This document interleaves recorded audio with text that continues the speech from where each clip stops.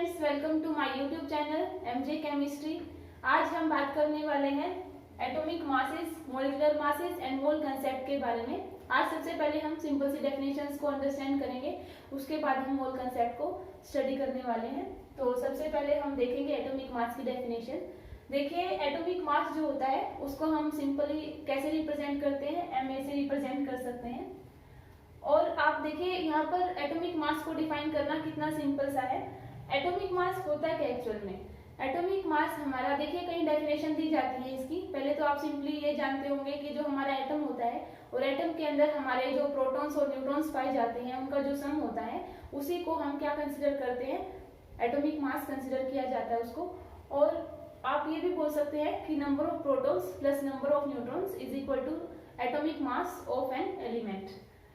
देखिए अब डेफिनेशन में क्या लिखा हुआ है, an atomic mass is the mass of a single atom of a chemical element. कि अगर आपके पास कोई भी एलिमेंट है उसका अगर हम एक एटम कंसीडर करते हैं और उस एटम का मास कितना है उसी को आप क्या बोलते हो, उसका एटॉमिक मास।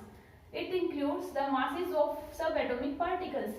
इसमें क्या होता है, आपके 3 सब एटॉमिक पार्टिकल्स होते हैं, उन तीनों का ही हम इसमें मास कंसीडर करते हैं। और वो क्या होते हैं, हमारे इलेक्ट्रॉन्स, प्रोटॉन्स एंड न्यूट्रॉन्स। हमारे न्यूक्लियस में प्रोटॉन और न्यूट्रॉन्स जो पाए जाते हैं, तो जो मोस्टली मास होता है वो हमारा किसकी वजह से होता है, प्रोटॉन्स और न्यूट्रॉन्स की वजह से ही पूरे एटम का। दैट मीन्स जो 99.9% हमारा मास होता है एटम का, it is due to nucleus only. और जो इलेक्ट्रॉन्स होते हैं वो हमारे काफी हल्के होते हैं, जो हमारे रिवॉल्व करते रहते हैं एटम के चारों तरफ। अब हम समझते हैं 1 AMU, atomic mass unit. Atomic mass unit को हम कैसे डिफाइन करेंगे, ये हमारा किसके इक्वल होता है, 1/12 of the mass of 1 carbon 12 isotope atom. अगर हम कंसीडर करते हैं हमारे पास एक कार्बन 12 आइसोटोप है, कार्बन के हमारे 3 आइसोटोप्स एग्जिस्ट करते हैं, कार्बन 12, कार्बन 13 एंड कार्बन 14।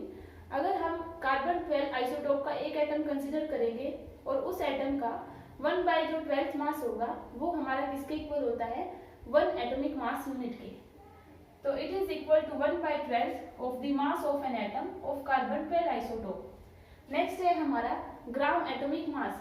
देखिए जब भी आप एटॉमिक मास को ग्राम में रिप्रेजेंट करते हैं या उसको ग्राम में मेजर किया जाता है, तब आप उसको क्या बोलते हैं, ग्राम एटॉमिक मास।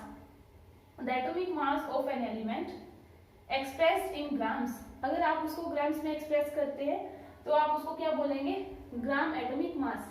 जो हमारा ग्राम एटॉमिक मास होता है, देखिए हम उसको ऐसे अंडरस्टैंड कर सकते हैं, आप इसको सिंपली कैसे लिख पाएंगे। अगर हम कंसीडर करते हैं हमारे पास ऑक्सीजन एटम है और हम जानते हैं ऑक्सीजन का एटॉमिक नंबर 8 होता है और उसका एटॉमिक मास 16 होता है। तो atomic mass of oxygen 16 AMU उसको लिखा जाएगा। लेकिन अगर हम उसको ग्राम एटॉमिक मास में रिप्रेजेंट करेंगे ऑक्सीजन को, तो उसको लिखा जाएगा 16 ग्राम। तो यही आपको समझना है, एटॉमिक मास अगर आप सिंपली लिखते हैं 16 AMU, आप उसको अगर ग्राम में रिप्रेजेंट करेंगे तो आप उसको बोल सकते हैं कि वो हमारा क्या होगा, ग्राम एटॉमिक मास होगा। तो दीज आर सिंपल डेफिनेशंस।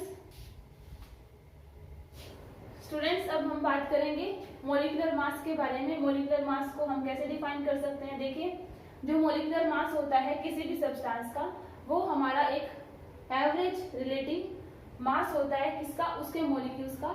और उसको हम किसके साथ कंपेयर करते हैं, कार्बन 12 के एक एटम के साथ। कार्बन 12 मीन्स कार्बन 12 का जो आइसोटोप होता है उसके साथ हम उसको कंपेयर करेंगे। तो the molecular mass of a substance is the average relative mass of its molecules as compared with an atom of carbon 12 isotope taken as 12। Taken as 12 means हमने यहाँ पर कार्बन 12 आइसोटोप को ही कंसिडर किया है और उसके एक एटम के साथ हम कंपैरिजन करते हैं किसका, एवरेज रिलेटिव मास का, इसका मॉलिक्यूल्स का। तभी आप उसको क्या बोलते हो, मॉलिक्यूलर मास। मॉलिक्यूलर मास जैसे आप यहाँ पर एग्जांपल देखिए, हमारा H2SO4 है जिसको हम सल्फ्यूरिक एसिड बोलते हैं। यदि आप इसका मॉलिक्यूलर मास निकालना चाहते हैं तो सिंपल सा मेथड है।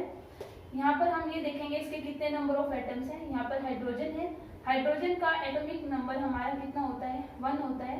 तो आप यहाँ पर क्या रखेंगे, एटॉमिक मास रखेंगे हाइड्रोजन का, उसको मल्टीप्लाई किया है हमने 2 से मल्टीप्लाई इसलिए किया गया है क्योंकि यहाँ पर हाइड्रोजन के जो एटम है वो हमारे 2 हैं, तो हम उसको 2 से मल्टीप्लाई करेंगे। नेक्स्ट आप एडिशन करेंगे किसका, atomic mass of sulphur, sulphur का एटॉमिक मास, फिर आप करेंगे प्लस यहाँ पर ऑक्सीजन कितनी है 4, तो 4 को मल्टीप्लाई किया जाएगा एटॉमिक मास ऑफ ऑक्सीजन से, मीन्स यहाँ पर 4 एटम है ऑक्सीजन के, तो आप उसको 4 से मल्टीप्लाई कर दीजिए। Atomic mass of hydrogen is 1, atomic mass of sulphur is 32, 16 होता है इसका एटॉमिक नंबर, और एटॉमिक मास हमारा 32 अप्रोक्सीमेटली डबल होता है।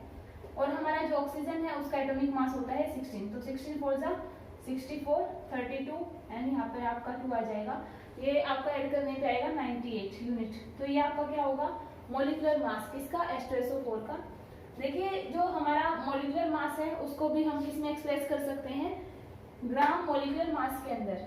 तो जब भी आप मॉलिक्यूलर मास को एक्सप्रेस करते हो ग्राम्स के अंदर तब आप उसको क्या बोलेंगे ग्राम मॉलिक्यूलर मास। जैसे आपने ग्राम एटॉमिक मास को एक्सप्रेस किया था ऐसे ही हम किसको एक्सप्रेस कर सकते हैं ग्राम मॉलिक्यूलर मास को। तो the molecular mass which can be expressed in grams is known as gram molecular mass. आप उसको क्या बोलेंगे ग्राम मॉलिक्यूलर मास। स्टूडेंट्स अब हम देखेंगे एवोगैड्रो नंबर क्या होता है। Avogadro number may be defined as the number of atoms present in 1 gram atom of the element। यदि हमारे पास कोई भी एलिमेंट है और उसके अंदर हमारे 1 ग्राम एटम हम कंसिडर करते हैं उसके अंदर जितने भी नंबर ऑफ एटम्स प्रेजेंट होंगे वही हमारा क्या होता है एवोगैड्रो नंबर। दूसरी तरफ आप इसको नंबर ऑफ मॉलिक्यूल्स की टर्म में भी एक्सप्लेन कर सकते हैं। तो जो नंबर ऑफ मॉलिक्यूल्स प्रेजेंट होते हैं 1 gram molecule of the substance के अंदर उसको हम क्या बोलेंगे एवोगैड्रो नंबर।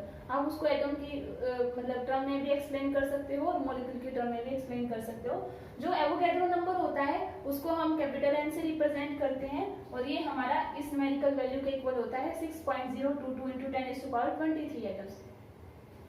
अगर हम बात करते हैं मोल की, मोल क्या होता है 1 मोल को आप कैसे डिफाइन कर सकते हैं।